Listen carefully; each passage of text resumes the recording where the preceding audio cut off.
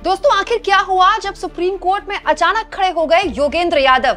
कैसे योगेंद्र यादव ने चुनाव आयोग की गिन गिन के धज्जियां उड़ाई सुप्रीम कोर्ट में, और उनकी दलील सुनकर जज साहब ने भी कहा कि हम 10 मिनट तो अब और रुकेंगे। दोस्तों आज एसआईआर के मुद्दे पर सुप्रीम कोर्ट में लगातार सुनवाई चलती रही। सुप्रीम कोर्ट के अंदर बहुत से सवालों के जवाब चुनाव आयोग दे ही रहा था। तभी अचानक कोर्ट को हैरानी तब हुई जब योगेंद्र यादव खुद खड़े हुए और इस मामले में अपने मामले की खुद ही पैरवी करने लगे। दोस्तों कई याचिकाएं डाली गई हैं एसआईआर के खिलाफ, उनमें से एक याचिका योगेंद्र यादव ने भी डाली है। इनफैक्ट योगेंद्र यादव उन कुछ लोगों में से है जिन्होंने इस याचिका को सबसे पहले सुप्रीम कोर्ट में डाला था। लेकिन आज सबसे दिलचस्प तब रहा जब योगेंद्र यादव खुद खड़े हुए।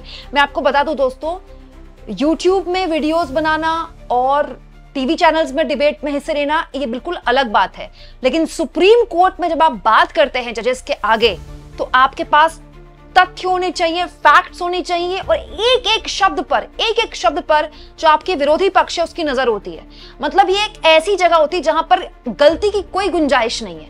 लेकिन योगेंद्र यादव ने इतनी शानदार तरीके से अपनी दलील रखी कि जज साहब ने कहा कि अब तो हम 10 मिनट और रुकेंगे। दोस्तों योगेंद्र यादव ने अपनी याचिका में एसआईआर का विरोध करते हुए जो बातें बोली उसकी दलील में सुप्रीम कोर्ट के समक्ष दलील रखते हुए आज बोला, बड़े पैमाने पर एक्सक्लूजन मतलब कि लोगों को बाहर निकाला जा रहा है और ये 65 लाख से कहीं ज्यादा है। एसआईआर के साथ इसमें और इजाफा हो जाएगा। दोस्तों आगे योगेंद्र यादव ने कहा कि ये जो एसआईआर है ये कोई विफलता नहीं है, ये योजनाबद्ध तरीके से किया जा रहा है। जहां भी एसआईआर लागू होगा परिणाम वही होंगे। और उसके बाद योगेंद्र यादव ने बोलना शुरू किया तो जस्टिस सूर्यकांत कहने लगे हम 10 मिनट और बैठ सकते हैं। जस्टिस सूर्यकांत ने कहा अब हम 10 मिनट और बैठेंगे, हम योगेंद्र यादव की पूरी दलील सुनेंगे। उसके बाद योगेंद्र यादव गजब फायर हुए और चुनाव आयोग पर कहा, पूर्णता, सटीकता और निष्पक्षता मतदाता सूची की कसौटी है। तीनों ही मामले में एसआईआर विफल है और इसका नतीजा बिल्कुल गलत है। मैं ये सुझाव देना चाहता हूं कि 7 करोड़ 90 लाख से शुरुआत नहीं करनी चाहिए। हमें ये देखना चाहिए कि कितने प्रतिशत वयस्क मतदाता सूची में शामिल हैं। इस मामले में भारत दुनिया के सर्वश्रेष्ठ देशों में से एक है। 99% की तुलना में कुछ सर्वश्रेष्ठ देश जर्मनी, जापान, अमेरिका में केवल 74 इतने लोग मतदाता सूची में शामिल होते हैं, जहां भी जिम्मेदारी राज्य से नागरिकों पर ट्रांसफर की जाती है। आप कम से कम 1/4 से वंचित रह जाएंगे। दोस्तों आगे योगेंद्र यादव कहते हैं कि इनमें से ज्यादातर जो लोग हैं वो हाशिए पर हैं। बिहार में 97% लोग हैं जो बहुत कमजोर वक्त में हैं। एक ही झटके में बिहार में 88% का आंकड़ा आ जाएगा और अभी तो और नाम है जो हटाए जा सकते हैं। मतलब योगेंद्र यादव कह रहे हैं कि आप लोगों को जोड़ने की बजाय लोगों को लिस्ट से काट रहे हैं और इसके जरिए बड़े लेवल पर वो लोग जो गरीब है, जो वंचित हैं, आप उनको वोटर लिस्ट से बाहर कर देंगे। भारत में जो अब तक प्रणाली रही है वो ज्यादा से ज्यादा लोगों को वोटर लिस्ट में जोड़ने की रही है, लेकिन ये अपने आप में पहली कोशिश है जिसमें लोगों को बाहर निकाला जा रहा है। ये योगेंद्र यादव ने दूसरे देशों की तुलना करके कहा। दोस्तों आगे जस्टिस सूर्यकांत ने उनसे पूछा कि क्या हमारे पास पहले के एसआईआर का कोई विश्लेषण है कि पहले कभी एसआईआर हुआ है तो उस बारे में आप बता सकते हैं। इस पर योगेंद्र यादव ने बहुत ही आसान भाषा में शानदार तरीके से सुप्रीम कोर्ट में खड़े होकर अपनी बात रखते हुए कहा, 2003 में कोई एसआईआर नहीं था, वो आईआर था। उसकी और इस एसआईआर की कोई तुलना नहीं है। इस देश के इतिहास में कभी भी किसी संशोधन में सभी लोगों से एक फॉर्म जमा करने के लिए नहीं कहा गया है। इस तरह के संशोधन में भी सभी से एक दस्तावेज जमा करने के लिए कभी नहीं कहा गया, कभी भी नहीं। 2003 में मतदाता सूची का कंप्यूटराइजेशन किया जा रहा था। उन्होंने चुनाव अधिकारियों को प्रिंट आउट दिया, इसमें 2 पंक्तियां थी, उन्हें घर घर जाना था। कोई फॉर्म नहीं मांगा गया, कोई दस्तावेज नहीं मांगा गया। गहन संशोधन एक अच्छा अभ्यास है, होना चाहिए। एसआईआर में 2 चीजें जोड़ी गई हैं, फॉर्म और आवश्यकता और नागरिकता का अनुमान। ये पूरी तरह से अवैध है। मैं चुनाव आयोग से आग्रह करूंगा कि वो ऐसा दस्तावेज उपलब्ध कराए जो सार्वजनिक डोमेन में नहीं है। क्या चुनाव आयोग 2003 के गहन संशोधन को 2003 के आदेश उपलब्ध करा सकता है? ये उपलब्ध नहीं है। योगेंद्र यादव ने उस दलील की धज्जियां उड़ा दी जिसमें बार-बार कहा जा रहा है, मीडिया द्वारा भी, चुनाव आयोग द्वारा भी, कि कोई पहली बार एसआईआर थोड़ी हुआ है, ये तो 2003 में हो चुका है। लेकिन योगेंद्र यादव ने कोर्ट में जज साहब के आगे कहा कि 2003 में तो जो हुआ था वो जो आप प्रिंटेड मैनुअली काम होता था पहले, बाद में मशीन पे आया, तो जब आप कंप्यूटराइज कर रहे थे उसके जरिए एक ट्रांजिशन था वो।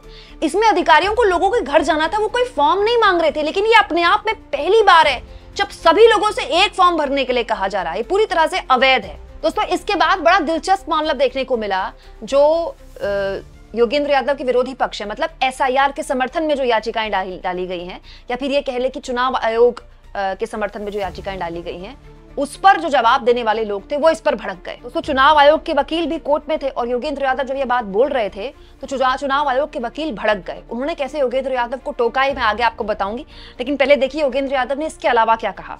चुनाव आयुक्त महोदय, कृपया मुझे बताएं कि 2003 में क्या खास था। हम 7 करोड़ 96 लाख से नहीं बल्कि 8 करोड़ 18 लाख से शुरुआत कर रहे हैं। पहला चरण यह है कि बिहार की वर्तमान वयस्क जनसंख्या कितनी है, ये 8 करोड़ 18 लाख है। ये भारत सरकार का आंकड़ा है, इसमें मृत प्रवासन की समस्या नहीं है, ये जनगणना आधारित है। बिहार की मतदाता सूची में 7 करोड़ 90 लाख मतदाता हैं, इसीलिए शुरुआत में ही 29 लाख की कमी थी। कुछ नाम काटे गए, गलतियां होंगी, लेकिन उन्हें सुधारना चुनाव आयोग का अधिकार है, उनका कर्तव्य है। भारत के इतिहास में यह पहली बार है जब संशोधन के दौरान कोई भी नाम नहीं जोड़ा गया। हर संशोधन में कुछ ना कुछ जोड़ा जरूर जाता है। मतलब योगेंद्र यादव ये कह रहे हैं कि किस तरह का संशोधन है जिसमें नाम काटे जा रहे हैं, ऐड नहीं किए जा रहे हैं। दोस्तों इस पर जस्टिस सूर्यकांत ने योगेंद्र यादव से कहा, मान लीजिए कुछ फर्जी मतदाता हो, उनको काटा हो, तो क्या आईआर एसआईआर उनके नाम हटाने के लिए नहीं हो सकता? कर्तव्य तो दोनों पक्षों का होता है, भाई नागरिक का भी कोई कर्तव्य होता है। तो इसके जवाब में योगेंद्र यादव ने जज साहब से कहा, उन्हें एक भी ऐसा व्यक्ति नहीं मिला जिसे जोड़ा जाना था। वो कवायद एक इंटेंसिव डिलीशन की थी। वो कहते हैं हम फॉर्म 6 भर सकते हैं, लेकिन जब आप मेरे घर आए तो आपने केवल डिलीशन ही देखा। तीसरा चरण यह है कि 65 लाख लोग चले गए हैं, वास्तविक वृद्धि का क्या हुआ? उन्होंने एक नई चीज शुरू की है जिसका नाम है नॉट रिकमेंडेड।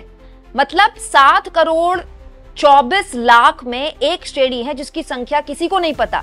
एक क्लिक से 2 जिलों के लिए किस आधार पर किसी की अनुशंसा नहीं की गई, वो न्यायालय के साथ डेटा क्यों साझा नहीं कर रहे? चुनाव आयोग ने दावा किया है कि 2003 की सूची पहले से ही 4 करोड़ 96 लाख के आसपास के लोग हैं।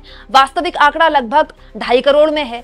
मैं गलत हो सकता हूं, वो मुझे सही कर सकते हैं। तो दोस्तों इस मामले में लगातार गहनता से बहुत ही स्टडी करके आए थे योगेंद्र यादव, और वो लगातार बोल रहे थे, चुनाव आयोग पर सवाल उठा रहे थे कि ये किस तरह का एसआईआर है जिसमें केवल नाम हटाए जा रहे हैं, नाम तो ऐड आपने किए नहीं कोई। दोस्तों उसके बाद क्या हुआ, योगेंद्र यादव ने कोर्ट में 2 लोगों को खड़ा कर दिया। योगेंद्र यादव अपने साथ 2 लोगों को लेकर आए थे, ये कहते हुए कि देखिए चुनाव आयोग ने इन 2 लोगों को मृत घोषित कर दिया अपनी फाइनल लिस्ट में जो 1 अगस्त को इशू की गई, और ये देखिए मेरे साथ आए हैं, ये दोनों लोग जिंदा हैं। जैसे योगेंद्र यादव ने कोर्ट में 2 जिंदा लोगों को खड़ा कर दिया जिनको चुनाव आयोग ने मृत घोषित किया था, चुनाव आयोग की तरफ से जो वकील थे वो खड़े हुए और उन्होंने उसको नाटक करार दिया। यहां पर जो लिखा हुआ है दिस ड्रामा, ये शब्द लिखा गया है, देखिए एडवोकेट द्विवेदी की तरफ से।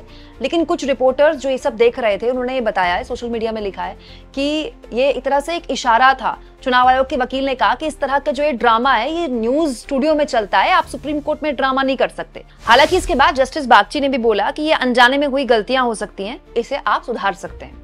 आगे इस पूरे मसले पर लगातार सुनवाई जारी है, कल फिर से इस मामले में सुनवाई होगी।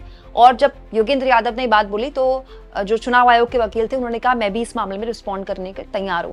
तो बड़ा सवाल ये है दोस्तों कि योगेंद्र यादव की दलील सुनकर सुप्रीम कोर्ट काफी इम्प्रेस था। सुप्रीम कोर्ट ने उनकी दलीलें सुनी और कहा कि कल हम एक बार फिर से इस मामले में सुनवाई करेंगे। इसके अलावा इस मामले में कपिल सिब्बल और अभिषेक मनु सिंघवी ने भी आज इस एसआईआर के विरोध में कई दलीलें रखी। दोस्तों अब देखते हैं कल इस मामले में क्या सुनवाई होती है।